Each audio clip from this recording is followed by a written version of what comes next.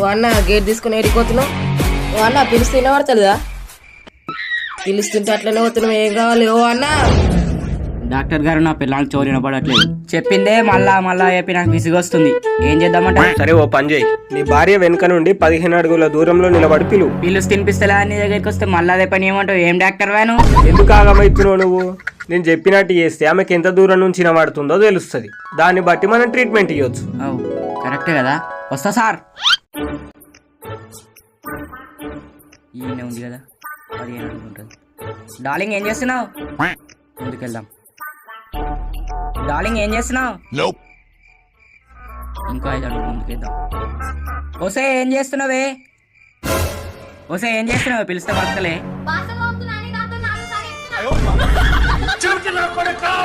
బయటికి